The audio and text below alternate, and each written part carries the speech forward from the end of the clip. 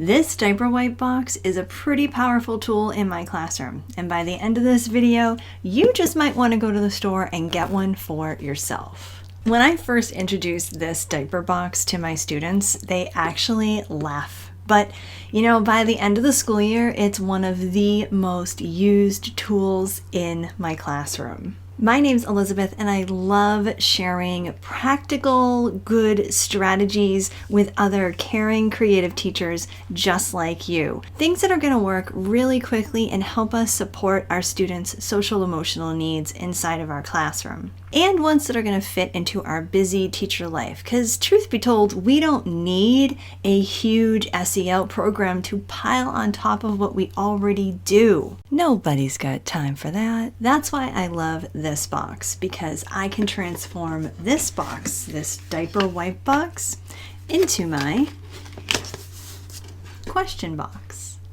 I encourage my students early on in the year to use it for any questions or concerns or comments that they may have about just about anything. Because let's face it, it isn't always easy for students to just come up to you and ask you questions. Maybe it's a shy kid who just doesn't know how to approach someone to ask them a question or tell them a concern. Maybe it's a kid who just can't find the right time. Maybe it's a kid who's embarrassed by what he's about to share with you or ask of you. Or maybe it's a kid who just needs to say something but doesn't know exactly how to do it, when to do it, or if they should do it. I've had kids who just shove something in the box on their way out the door, knowing that they don't have to watch me open it and read it. It gives them that peace of mind, right? That kind of separation from whatever it is that they put in the box.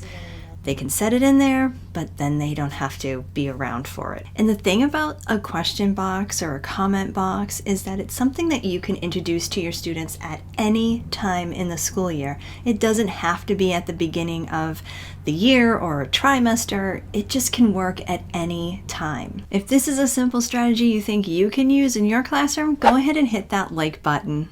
So how do I introduce it? Well, first I bring out my diaper wipe box and I tell them a little bit about it, and I show them where the papers are that they can use, that they can write their notes or their questions on, and where to put it. And what I love about this box in particular is that there's the little pop-up for students to put their notes in without opening the whole thing and being able to really see inside. And then of course I can open it up inside and dump it on my desk and check it out. Now I will ask the students to put their name on the note, especially if it's something that they need me to address with them personally.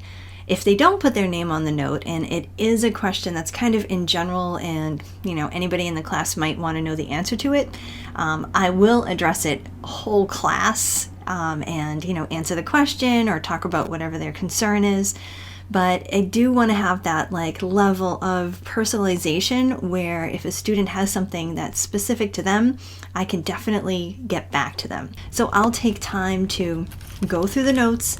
I try to look inside there at least every other day and check and see what they're doing, check and see what they've written, write a note back, and then I'll actually take the time to pass the notes back to people's desks.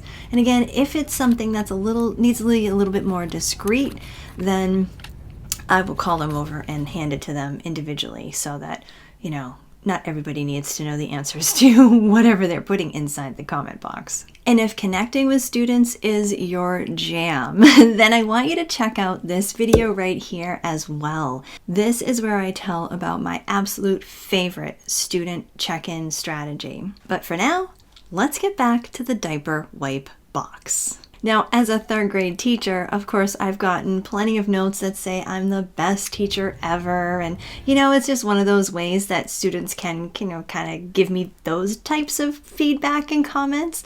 I've also been known to be called a too. Yeah, even in elementary school. But here's the thing. It's so telling, right? Allowing the students to make a comment, ask a question, put it inside the box, knowing that I am going to read it. It allows me to, kind of more fully understand what a student needs. Do they need more attention? Should I greet them and break the ice a little bit more with them when they're coming into the classroom?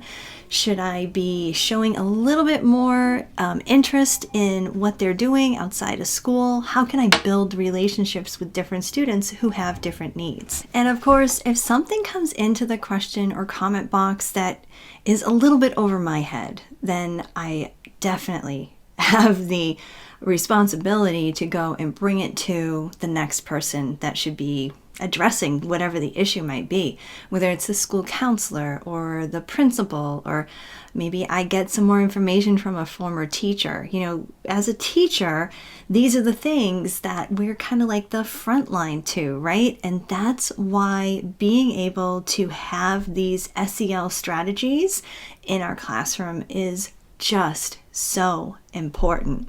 Now, I have to admit, some years, the question comment box kind of gets a little dusty, and so I might have to reintroduce it to the students and encourage them to use it because it is an important part of our communication and our relationship building.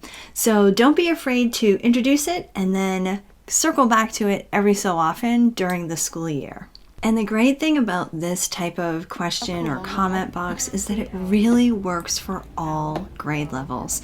This is good in elementary school, but it's great at middle school and even in high school as well. All of our students need that little extra layer of support, right? That little bit of knowing that there's just another adult that really does care for them. And just having a box like this in your classroom, it just lets your students know that you actually do care.